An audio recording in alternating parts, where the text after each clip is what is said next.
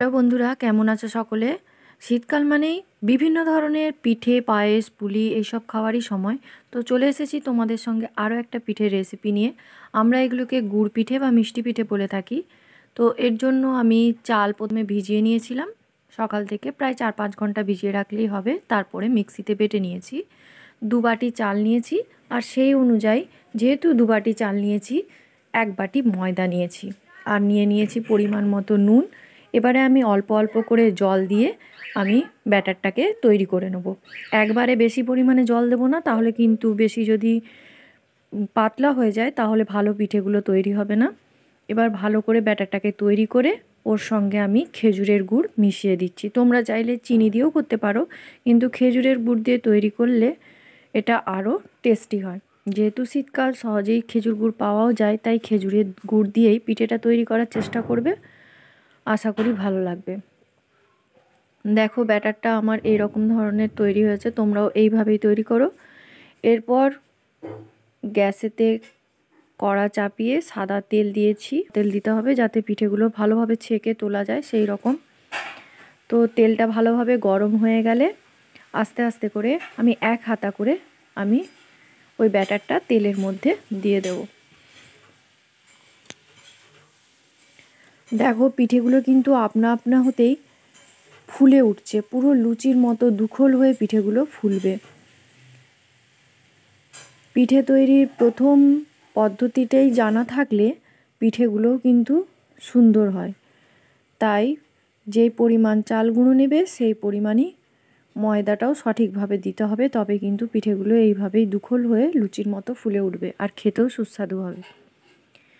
এবার আমি কিন্তু হাই ফ্লেমে পিঠেগুলো ভাজবো না, স্লো ফ্লেমেই আস্তে আস্তে করে পিঠেগুলো লাল লাল করে ভেজে নেব। পরপর এক একটা করে দিয়ে আমি কিন্তু পিঠেগুলো ভেজে নেব। একসঙ্গে কিন্তু দুটো দেয়া যাবে না, একটার সঙ্গে কিন্তু আরেকটা লেগে যাবে। তাই একটা একটা করেই আমাকে পিঠেগুলো ভেজে নিতে হবে। যেহেতু এগুলো ভাজা পিঠে, সেহেতু বেশ অনেক দিন ধরেই থাকেও, নষ্ট হয়ে যাওয়ারও ভয় থাকে না, আর খেতেও যথেষ্ট সুস্বাদু হয়। দেখো, প্রত্যেকটা পিঠেই কিন্তু দুখোল হয়ে ফুলছে। আর পিঠেগুলো ভাজার সময় খেয়াল রাখতে হবে যেন রঙটা সোনালি রঙের হয়। বেশি পুড়িয়ে ফেললেও কিন্তু পিঠেগুলো ভালো লাগবে না। তাই পিঠেগুলো ভাজার সময় অবশ্যই খেয়াল রেখে ভাজতে হবে। আর পিঠের চারধারে যে কড়কড়ে ভাবটা আসে, সেটা খেতে তো আরও দারুণ মজার লাগে।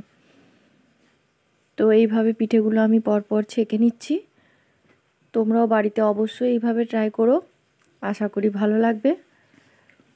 আর যদি ভালো লাগে অবশ্যই একটা লাইক করো, কমেন্ট করো, শেয়ার করো। আর প্লিজ বন্ধুরা, আমার চ্যানেলটি নতুন চ্যানেল, সাবস্ক্রাইব করে আমার চ্যানেলটিকে আমার পাশে থেকো।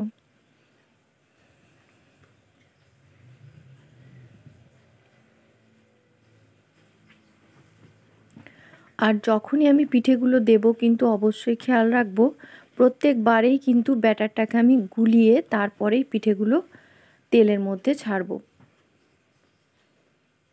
তবেই কিন্তু পিঠেগুলো সুন্দরভাবে ফুলে উঠবে। দেখো, প্রত্যেকটা পিঠেই কিন্তু আমার ভালোভাবেই ফুলছে।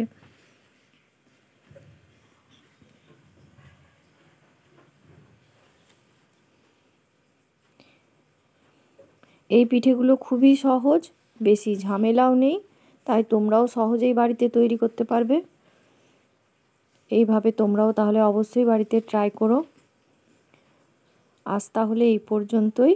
আবার তোমাদের সঙ্গে দেখা হচ্ছে নতুন কোনো রেসিপি নিয়ে। ততক্ষণ তো পর্যন্ত সুস্থ থেকো, ভালো থেকো।